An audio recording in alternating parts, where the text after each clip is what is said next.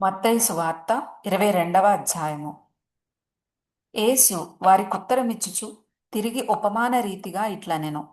పరలోక రాజ్యము తన కుమారునికి పెండ్లి విందు చేసిన ఒక రాజును పోలి ఉన్నది.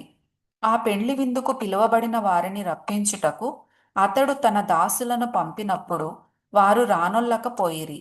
కాగా అతడు, ఇదిగో నా విందు సిద్ధపరచియున్నాను, ఎద్దులును క్రొవ్విన పశువులును వధింపబడినవి, అంతయు సిద్ధముగా ఉన్నది, పెండ్లి విందుకు రండని పిలువబడిన వారితో చెప్పుడని వేరే దాసులను పంపెను గాని వారు లక్ష్యము చేయక ఒకడు తన పొలమునకునో మరి ఒకడు తన వర్తకమునకునో వెళ్ళిరి. తక్కిన వారు అతని దాసులను పట్టుకొని అవమానపరచి చంపిరి. కాబట్టి రాజు కోపపడి తన దండ్లను పంపి ఆ నరహంతకులను సంహరించి వారి పట్టణము తగలబెట్టించెను. అప్పుడతడు, పెండ్లి విందు సిద్ధముగా ఉన్నది గాని పిలువబడిన వారు పాత్రులు కారు. గనుక రాజమార్గములకు పోయి మీకు కనబడు వారినందరినీ పెండ్లి విందుకు పిలువుడని తన దాసులతో చెప్పెను.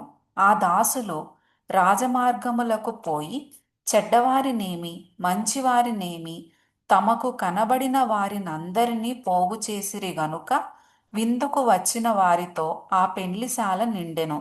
రాజు కూర్చున్న వారిని చూడ లోపలికి వచ్చి అక్కడ పెండ్లి వస్త్రము ధరించుకొనని ఒకని చూచి, స్నేహితుడా, పెండ్లి వస్త్రము లేక ఇక్కడికేలాగు వచ్చితివని అడుగగా వాడు మౌని అయి ఉండెను.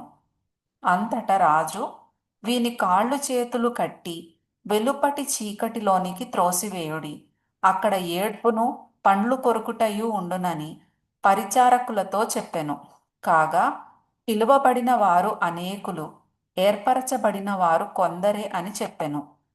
అప్పుడు పరిసయ్యులు వెళ్ళి మాటలలో ఆయనను చిక్కుపరచవలెనని ఆలోచన చేయుచు, బోధకుడా, నీవు సత్యవంతుడవై ఉండి దేవుని మార్గము సత్యముగా బోధించుచున్నావనియు నీవు ఎవనిని లక్ష్యపెట్టవనియు మోమాటము లేనివాడవనియు ఎరుగుదుము. నీకేమి తోచుచున్నది? కైసరుకు పన్నిచ్చుట న్యాయమా కాదా? మాతో చెప్పుమని అడుగుటకు హేరోదీయులతో కూడా తమ శిష్యులను ఆయన యొద్దకు పంపిరి. యేసు వారి చెడుతనమెరిగి, వేషధారులారా, నన్నెందుకు శోధించుచున్నారు? పన్ను రూక ఒకటి నాకు చూపుడని వారితో చెప్పగా వారాయన యొద్దకు ఒక దేనారము తెచ్చిరి.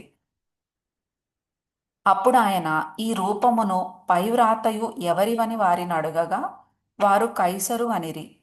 అందుకాయన, అలాగైతే కైసరువి కైసరునకును దేవునివి దేవునికిని చెల్లించుడని వారితో చెప్పెను. వారి మాట విని ఆశ్చర్యపడి ఆయనను విడిచి వెళ్ళిపోయిరి. పునరుద్ధానము లేదని చెప్పెడి సద్దూకయ్యులు ఆ దినమున ఆయన యొద్దకు వచ్చి, బోధకుడా, ఒకడు పిల్లలు లేక చనిపోయిన ఎడల అతని సహోదరుడు అతని భార్యను పెండ్లి చేసుకొని తన సహోదరునికి సంతానము కలుగజేయవలెనని మోషే చెప్పెను. మాలో 7 సహోదరులుండిరి.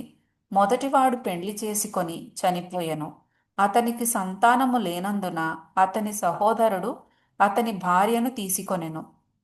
రెండవ వాడును, మూడవ వాడును, 7వ వాని వరకు అందరును అలాగే జరిగించి చనిపోయిరి. అందరి వెనుక ఆ స్త్రీయు చనిపోయెను. పునరుత్థానమందు ఈ 7 ఆమె ఎవనికి భార్యగా ఉండును? ఆమె వీరందరికినీ భార్యగా ఉండెను గదా అని ఆయనను అడిగిరి. అందుకు యేసు, లేఖనములను గాని దేవుని శక్తిని గాని ఎరుగక మీరు పొరబడుచున్నారు. పునరుత్థానమందు ఎవరునూ పెండ్లి చేసుకొనరు, పెండ్లికియ్యబడరు. వారు పరలోకమందున్న దూతల వలె ఉందురు. మృతుల పునరుత్థానమును గూర్చి నేను అబ్రహాము దేవుడను, ఇస్సాకు దేవుడను, యాకోబు దేవుడనై ఉన్నానని దేవుడు మీతో చెప్పిన మాట మీరు చదవలేదా? ఆయన సజీవులకే దేవుడు గాని మృతులకు దేవుడు కాడని వారితో చెప్పెను. జనులది విని ఆయన బోధకు ఆశ్చర్యపడిరి. ఆయన సద్దూకయ్యుల నోరు మూయించెనని పరిసయ్యులు విని కూడి వచ్చిరి.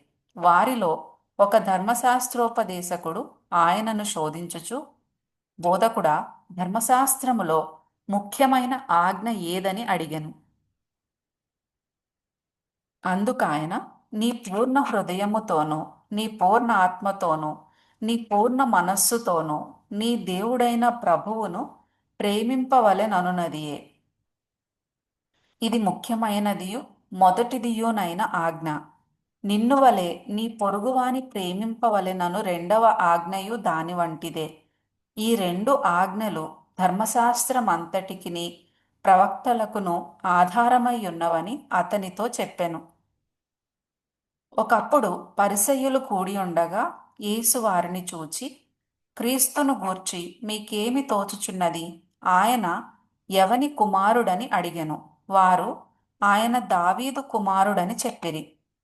అందుకాయన, అలాగైతే నేను నీ శత్రువులను నీ పాదముల క్రింద ఉంచు వరకు నీవు నా కుడి పార్శ్వమున కూర్చుండుమని ప్రభువు నా ప్రభువుతో చెప్పెను అని దావీదు ఆయనను ప్రభువని ఆత్మ వలన ఏల చెప్పుచున్నాడు. దావీదు ఆయనను ప్రభువని చెప్పిన ఎడల ఆయన ఏలాగు అతనికి కుమారుడగునని వారిని అడుగగా, ఎవడునూ మారుమాట చెప్పలేకపోయెను.